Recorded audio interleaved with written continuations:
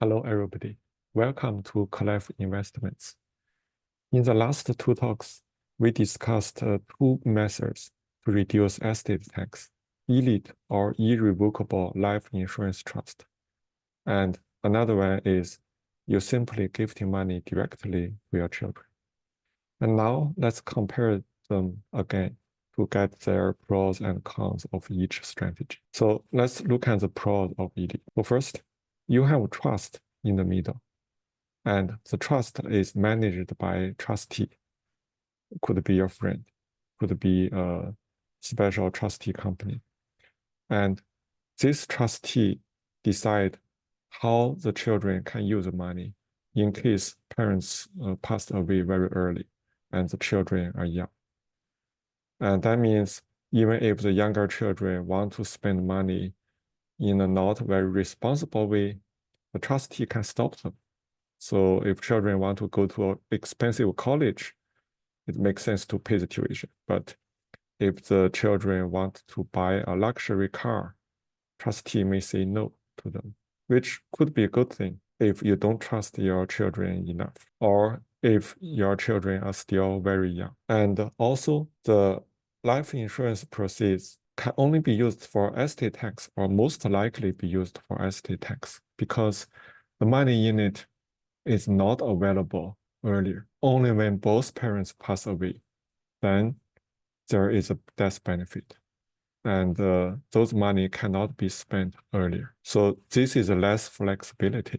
You could view this as a cons if you think losing flexibility is a bad thing. But you could also view it as a pros because you know that this money can only be used for this purpose and cannot be used elsewhere, so that in the end, your children do not have the money to pay the estate tax. Another point is that life insurance is guaranteed.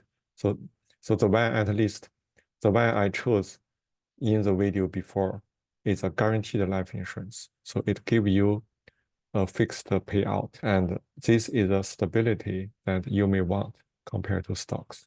If you gifting money to your children and it's in the stock market, by the time the parents pass away, the stock market could be not good, but children have no choice but to sell the stock to pay the estate tax.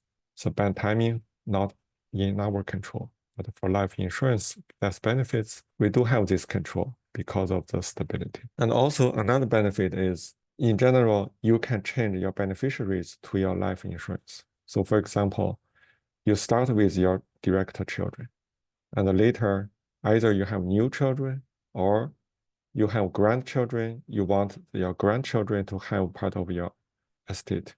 Then you can change the beneficiary to add their names. So the irrevocable part in the ILIT only means you give the money out. It cannot come back to you, but you can still make decisions about where the money can go. And also the asset in ILIT in general is outside of the assets that need to be considered when you are getting a financial aid for a college application. That means even if there's a lot of money in ILIT, children could still get financial aid. But this is a minor point because I assume if parents' asset is high enough to pay estate tax, then their children are already no longer able to get any financial aid. Okay, now let's look at the cons of ILIT. As we mentioned before, the money in the ILIT life insurance is less flexible. And also, you have to pay the premium every year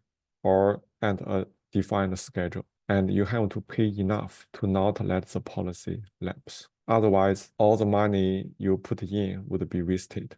But if something happens, you have to stop paying the premium. You can still save the money you paid to the policy. The method is to reduce your death benefit. So for example, you started your life insurance with a death benefit of 1 million, but after you pay some years of premium, you decided to stop paying. So you could reduce the death benefit so that the amount you have paid is enough to support a lower death benefit. And then you can stop paying forever. And you still get the lower death benefit when parents pass away. Another method is that all the money you put into the life insurance is not usable.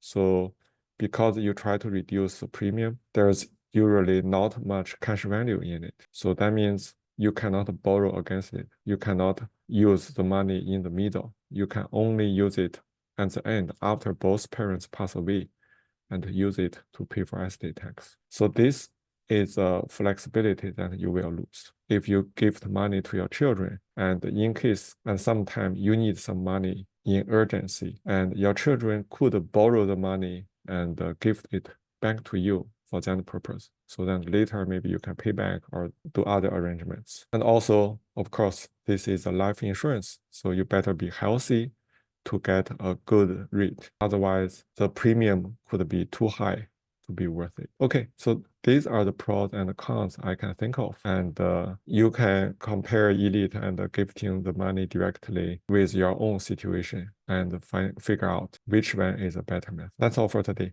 Thank you.